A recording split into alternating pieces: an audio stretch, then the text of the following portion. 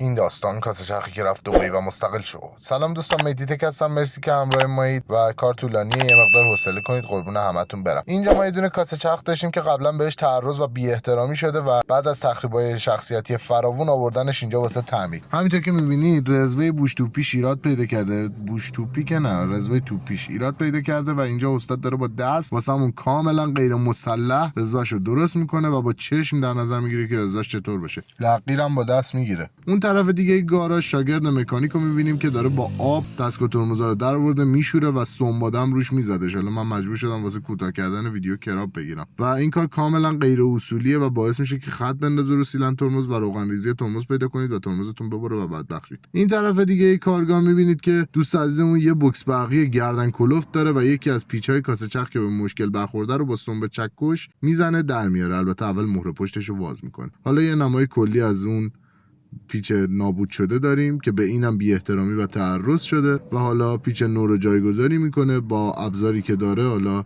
میذاره روش و 2 چکش میزنه تو سر و کلش که اضاخاریش درگیر بشه و از پشتم دوباره مهره، فکر کنم مهره اطمینانه، بعید میدونم اینجا چیزی داشته باشه که مثلا بخواد نگهش داره. این مهره اطمینانه، حالا ما میگیم مهره پشت. مهره پشتش هم میبنده که مطمئن بشه مثلا این بعدن از تو کاسه چرخ پیچه در نمیاد فرار کنه بره خونه باباش. و انقدر قدرت بوکس برقی بالایی که مجبورن با کاسه چرخ فورسام بزنن که نگهشن. خدافظ کاسه چرخ. طرف دیگه گاراژ کودک کارو داریم که بهش یه کاسه گریس دادم با یه بولبرینگ، گفتن انقدر بهش گریس بزن که بگه بردم بولبرینگ شدم. فقط ولم کن، بذار من از اینجا برم. خدا بذار ما بریم. حالا استاد میادش تو کار و کاسه چرخ واسمون پر از گریس میکنه و بولبرینگا رو جا میزنه، کاسه نمد رو جا میزنه و با چکش به سمتش حمله ور میشه.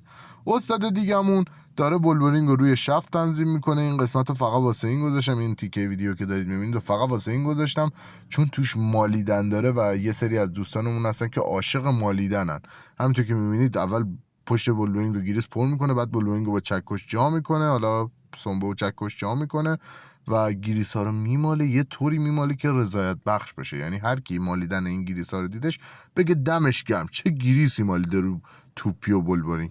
یعنی نگاه کنید قشنگ سیغلی تمیز کار میکنه استاد. این طرف دیگه گاراژ بعد از اینکه استاد اون گریس ها رو مالیدش، یه نفر با دستمال اومد پاک کرد بولبرینگ هم در آوردش. این استاد فرستادش بیادش که لنت ها رو جا بزنه. لنتو با فن اجدا وارد میشود بروسلی واسمون جا میندازه و سرکجگیری میکنه و همچنان این فن ادامه داره، فن طولانیه. حالا میادش از قسمت ریگلاژ لنت میچرخونه که شیار روی پیستون ترمز با پایه لنت یکی بشه که لنت بشینه سر جاش. لنت نشه سر جاش و میایم اینجا. در نهایت واسه اینکه راننده راضی بره یه مقدار روغن هیدرولیک و یه مقدار روغن موتور واسش میریزن. البته یه خورده اینم دوباره غیر اصولیه چون توری رو ورداشته بودش روغن ریخ، این توری رو اول میذارن بعد روغن میریزن.